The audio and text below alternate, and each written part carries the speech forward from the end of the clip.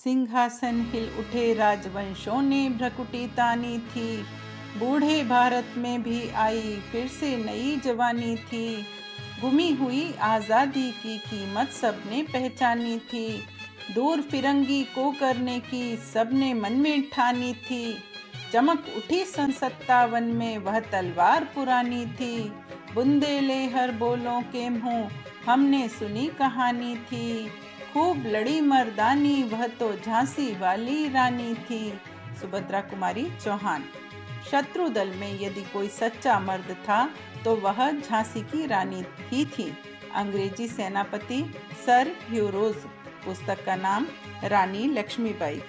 लक्ष्मीबाई का जन्म 19 नवंबर 1934 को काशी में हुआ, पर 3-4 वर्ष की आयु में ही उनकी माता का देहांत हो गया और पालन पोषण का भार उनके पिता मोरोपंत पर ही पड़ गया।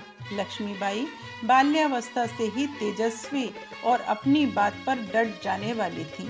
भारतीय स्त्री जाति की दृष्टि से तो वर्तमान समय में इतना महान आदर्श दूसरा मिल ही नहीं सकता। रानी लक्ष्मीबाई के उदाहरण में जो कुछ अनुकरणीय है वह कर्तव्य मार्ग से किसी भी स्थिति में पैर पीछे ना हटाना है।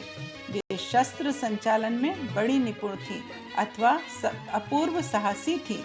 उन्होंने आरंभ से ही अपने सामने आने वाले प्रत्येक कर्तव्य को निस्वार्थ भाव से पूरा किया और अंत में मातृभूमि के प्रति अपने कर्तव्य पालन में स्वेच्छापूर्वक प्राणोत्सर्ग कर दिया। रानी लक्ष्मीबाई के जीवन से जुड़े कुछ प्रश्न। रानी लक्ष्मीबाई का बचपन पेशवाओं के महल में क्यों बीता?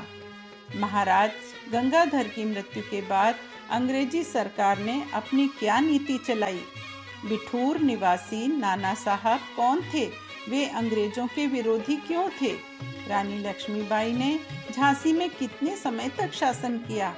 रानी लक्ष्मीबाई ने अपना रहन सहन बहुत सादा क्यों बना लिया था? झांसी के युद्ध में लक्ष्मीबाई ने अपने साहस का परिचय कैसे दिया? रानी ने ह्यूरोस की सेना का कितने दिनों तक मुकाबला किया? इन सभी प्रश्नों का उत्तर लेकर प्रस्तुत है 32 पृष्ठों की एक लघु पुस्तक, जो हमें उनके जीवन के संघर्षों से अवगत कराती है कि किस तरह उन्होंने रानी होने के नाते अपने सभी कर्तव्यों को निभाया, साथ ही साथ देश में शत्रुओं का जमकर मुकाबला किया और उनका नाश कर दिखाया। उनकी हार का अगर कोई कारण माना जाए तो सिर्फ और सिर्फ साधनों की कमी ही बताया जा सकता है।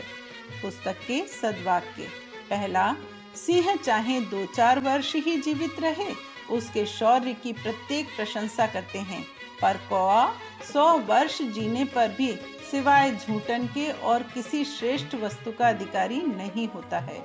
दूसरा, संसार में पूजा और प्रतिष्ठा आत्मत्याग और बलिदान की ही होती है।